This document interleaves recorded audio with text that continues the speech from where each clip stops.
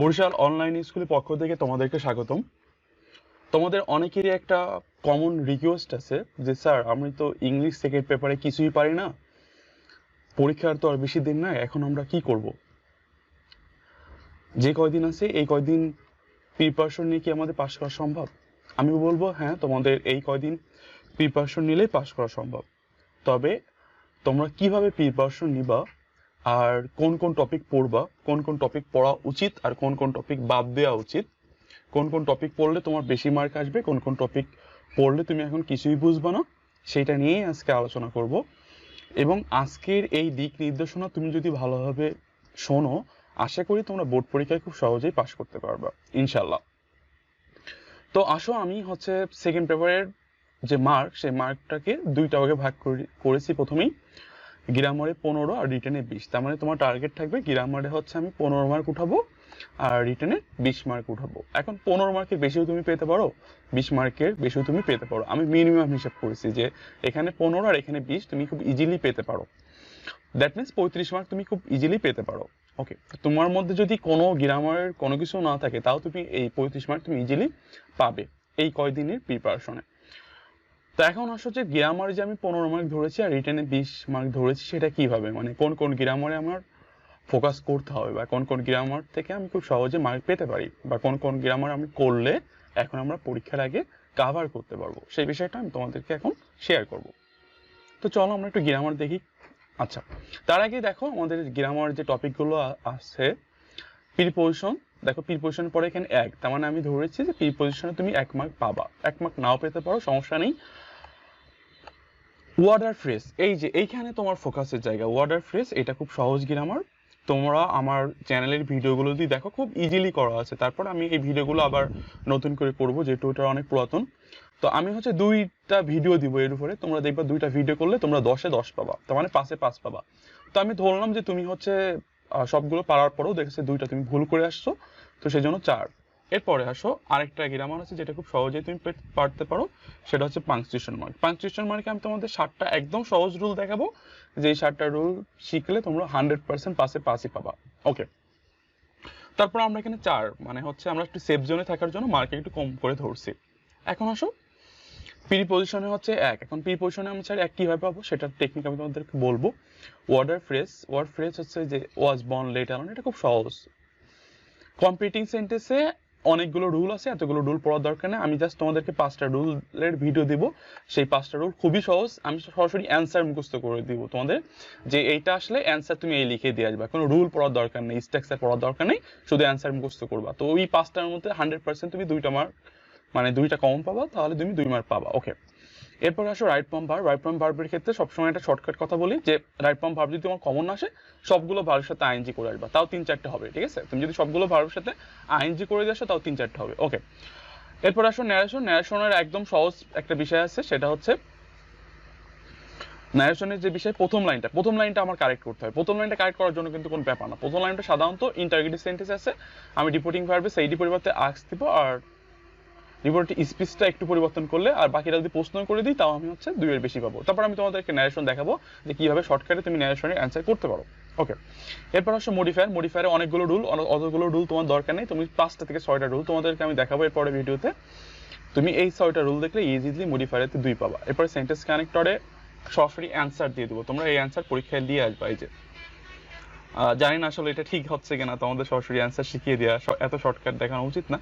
তো যাই হোক, এখানে অ্যান্সার লেখা আছে, তোমরা ভিডিওটা পজ করে অ্যান্সারগুলো লিখে আসবা, পরীক্ষার সময় ঠিক অনুরূপভাবে এই অ্যান্সারগুলো দিয়ে আসবা। কোন ক্ষেত্রে যদি তুমি কমন না পাও, আর কমন পাবো না, তুমি কমন পাবা না বলেই তো এই ভিডিও দেখছো। তুমি যদি A+ পাওয়ার স্টুডেন্ট হও, তাহলে তো এই ভিডিওটা তোমার জন্য না। যারা আসলে এতদিন পড়াশোনা করেনি, বিভিন্ন কারণে বা পড়াশোনা করতে পারেনি, তাদের জন্য এই ভিডিওটা। আমি বলবো যারা A+ পাওয়ার স্টুডেন্ট বা যাদের এক্সপেকটেশন হচ্ছে A+ পাওয়া, তারা এই ভিডিওটা কাইন্ডলি অ্যাভয়েড করবেন, কারণ এই ভিডিওটা তোমাদের জন্য না। ওকে, মডিফায়ার সেন্টেন্স কানেক্টরের কথা বললাম। এই দেখো সিনোনিম অ্যান্টিনিম তোমাদের পড়ার কোনো দরকার নেই, এটা একদম বাদ, কারণ এইটা পড়ে এখন হবে না, আর খুব কঠিন একটা বিষয়, কারণ সবই মুখস্থ করতে হয়, এটা বাদ। আমাদের টার্গেটেড হচ্ছে পাংচুয়েশন মার্ক। পাংচুয়েশন মার্ক একদম সহজ, তোমরা 6 থেকে পড়ে আসছো যে সেন্টেন্সের প্রথম অক্ষর বড় হাতের হয়, ঠিক আছে? তারপরে subject verb object verb full stop হয়। এটা নিয়ে তোমাদেরকে ভিডিও দেখাবো, মানে ভিডিও করে দেখাবো এর পরবর্তীতে। তো আশা করি এটা নিয়ে সমস্যা নেই। তো এখন আসো যে তোমাদের গ্রামারে আমরা ধরছিলাম কত 15 মার্ক, তাই না? গ্রামারে কত ধরছিলাম পাস করার জন্য 15, এখন টোটাল কত আসছে এখানে একটু দেখি।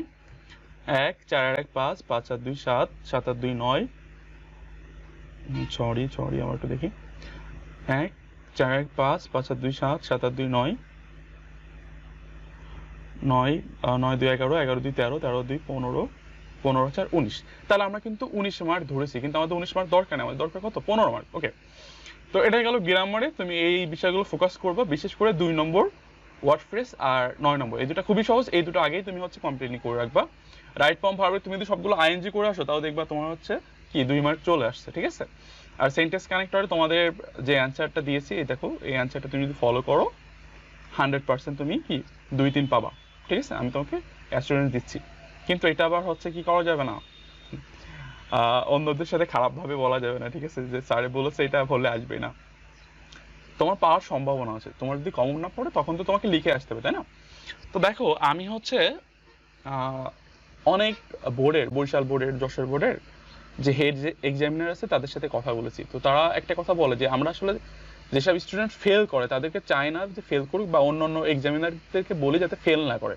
কিন্তু একটা স্টুডেন্ট যদি কিছুই না লিখে তাহলে মার্কটা দিবে কোথায়, তাই না? এক্সামিনার তোমাকে যে খাতায় মার্ক দিবে সেটা কোথায় দিবে, তুমি যদি কিছুই না লিখে আসো? এই জন্য একটা কথা আছে, something is better then nothing, ঠিক আছে? মেয়ে মামা হচ্ছে কানামা ভালো, তোমাকে অবশ্যই লিখতে হবে। আচ্ছা, যাই হোক, অনেক কথা বললাম। আমরা গ্রামার নিয়ে কথা বলছিলাম যে গ্রামারে এই টপিকে তুমি ফোকাস করবা, তাহলে ইজিলি 15 পাবা। এখন আসো রিটেনে কি কি ফোকাস করবা। এখন রিটেনে তোমার মার্ক হচ্ছে 40, দুইটা প্যারাগ্রাফ আসবে 15 15, আর একটা অ্যাপ্লিকেশন, এই হচ্ছে 40। এখন দেখো 15-এর মধ্যে তুমি ইজিলি কিন্তু 8 পাবা। অনেক স্টুডেন্ট 12 13 পাই, কিন্তু আমি ধরলাম, আমি সেফ জোনের জন্য কম করে হলো 8 8 8 8 আর 16, 16 আর 5 কত 21, তাহলে 20-এর মধ্যে তোমার এখানে 21 চলে আসছে। এখন কথা হলো স্যার আমি তো প্যারাগ্রাফ জীবনে কিছুই পড়িনি, তো প্যারাগ্রাফ আমি এখন কিভাবে পারবো বা কোন প্যারাগ্রাফ পড়বো? এই জন্য একদম শর্টকাট তোমাদের একটা বলে দিচ্ছি, ওয়ে বলেছি। দেখো আমি আমার অনলাইনে যে ব্যাচ আছে তাদেরকেও ঠিক এইভাবে বলি, যাদের সময় নেই তারা হচ্ছে এইটা ইউজ করবো, হ্যাঁ, ফলো করবা। আর তুমি যদি পড়াশোনা অন্য প্যারাগ্রাফ পারো তাহলে অবশ্যই পড়বা, কিন্তু যদি কিছুই না পারো সেই ক্ষেত্রে তো পরীক্ষা হলে কিছুটা তোমাকে তো প্রিপারেশন নিয়ে যেতে হবে, তাই না? সেই ক্ষেত্রে এটা করবা। দেখো এই যে একটা প্যারাগ্রাফের ফরম্যাট দেওয়া আছে, এটা হচ্ছে ব্যাড সাইড। কি ব্যাড সাইড? ব্যাড সাইড মানে যেগুলো খারাপ, যেমন ধরো ফুড অ্যাডাল্টেশন, খাদ্য ভেজাল, এয়ার পলিউশন, ড্রাগ এডিকশন, এরকম প্রায় 26টা প্যারাগ্রাফ তোমার এখানে আছে। তুমি কি করবা জানো? শোনো, এই যে টপিকের জায়গায় ধরো এয়ার পলিউশন আসলো, বায়ু দূষণ, তাই লিখবা air pollution is a great problem. বা ওয়াটার পলিউশন আসলো, তাই লিখবা কি water pollution is a great problem. তাহলে সম্পূর্ণ মুখস্থ করবা করে টপিকের যেই টপিকটা আসবে সেইটা তুমি মুখস্থ করবা। এখন কোন টপিকগুলো ইম্পর্টেন্ট দেখো, এই যেখানে একটু বোল্ড করে মানে একটু গাঢ় কালি করে কি করা হয়েছে দেখানো হয়েছে, যে যেমন ধরো ডাউরি সিস্টেম, যৌতুক, প্রাইস হাইক, দ্রব্যমূল্যের বৃদ্ধি গতি, population problem, load shedding, environment pollution, হ্যাঁ, ড্রাগ এডিকশন, এগুলো খুবই গুরুত্বপূর্ণ প্যারাগ্রাফ। তো এই প্যারাগ্রাফে একটু বেশি করে কি করা হয়েছে, জোর দেওয়া হয়েছে। তুমি কি করবা, শুধু জাস্ট এইটা মুখস্থ করে যেই টপিকে আসুক তুমি কি করো বসাই দেবা। তো 100% কিন্তু তোমার এই ব্যাড সাইড থেকে আসবে, 100% তোমার অবশ্যই আসবে। তো কি করবা, অবশ্যই এই কয়দিনে তুমি এগুলো মুখস্থ করবা। প্রতিদিন যদি 4 লাইন করে মুখস্থ করো তাও তোমার হয়ে যাবে। এটা গেলো ব্যাড সাইড। আর ব্যাড সাইডটি কিন্তু অবশ্যই আসবে তোমাদের সেকেন্ড পেপারে, কিন্তু প্যারাগ্রাফ আসবে 2টা। হ্যাঁ দেখো, প্যারাগ্রাফ আসবে 2টা, সুতরাং এই 2টা প্যারাগ্রাফের মধ্যে 100% একটা ব্যাড সাইড থেকে আসবে। তো ব্যাড সাইড তুমি ভালোভাবে পড়ে নিও, ঠিক আছে? ওকে, তুমি যদি এইটুকু লেখো অ্যাটলিস্ট তুমি 10 পাবা। ক্লিয়ার? সুন্দর করে যদি বানান করে লেখো, হাতে লেখো, যদি একটু সুন্দর হয়, কাটাকাটি যদি একটু বাদ দিতে পারো, ইজিলি তুমি 10 পাবা। তারপর আমরা 8 মার্ক ধরেছি। আরেকটা প্যারাগ্রাফ তোমাকে পড়তে হবে, সেটা হচ্ছে গুড সাইড। এই যে গুড সাইড, ঠিক একইভাবে এই টপিক এই জায়গায় কি করবা, এই নিচের টপিকগুলো দিয়ে দিবা, দিয়ে কি করবা, লিখে দিবা, ঠিক আছে, যদি গুড সাইড আসে। আচ্ছা, তো গুড সাইড সাধারণত আসে না, ব্যাড সাইড আসে। তোমাদের আমি বলবো ব্যাড সাইডটা ভালো করে পড়তে। আর ব্যাড সাইড পড়লে দেখা যাচ্ছে 2টাই ব্যাড সাইড চলে আসলো, তখন তো খুব ভালো, তুমি 2টা লিখতে পারলা, ঠিক আছে? আর ধরো তোমার এমন একটা প্যারাগ্রাফ আসে যে প্যারাগ্রাফ তুমি জানো না, ঠিক আছে? তো সেক্ষেত্রে কি করবা, আগে ওই প্যারাগ্রাফটা একটু মিনিং করার চেষ্টা করবে, যেটা কি ভালো দিক না খারাপ দিক। ভালো দিক হলে গুড সাইড লিখে দিয়ে আসবা, টপিক যেই টপিক আসবে সেই টপিক। ধরো আসলে মেট্রো রেল, ঠিক আছে? তুমি মেট্রো রেল যদি আসে, তাহলে মেট্রো রেল সম্পর্কে তুমি কিছুই জানো না ধরো, তখন তোমার লিখতে হবে, তখন আমার এটা মেট্রো রেল কি ভালো না খারাপ? ভালো জিনিস, তো আমি ভালো দিকটা নিবো, ঠিক আছে? আর এটা হচ্ছে খারাপের দিক, ঠিক আছে? খারাপের দিক দিয়ে যেগুলো আসার মতো সেগুলো তো এখানে আসেই, তোমরা একটু পড়ে নিও, ঠিক আছে? তো আমি আশা করি তোমরা যদি এই স্টেপগুলো ফলো করো 100% সেকেন্ড পেপার পাস করতে পারবো। আর ফার্স্ট পেপার কীভাবে পাস করবা সেটা নিয়ে আমি খুব শীঘ্রই ভিডিও করব। তোমাদের কাছে একটাই রিকোয়েস্ট, সেটা হলো যে এই ভিডিওটা যদি একটু ভালো লাগে একটু লাইক কমেন্ট করবা এবং বন্ধুদের সাথে শেয়ার করবা। আর তোমাদের বেসিক্যালি যদি কোথাও সমস্যা হয় তোমরা কি করবা, আমাকে এই যে এই নাম্বারে হোয়াটসঅ্যাপ আছে, তুমি সরাসরি হোয়াটসঅ্যাপে আমাকে নক করতে পারো।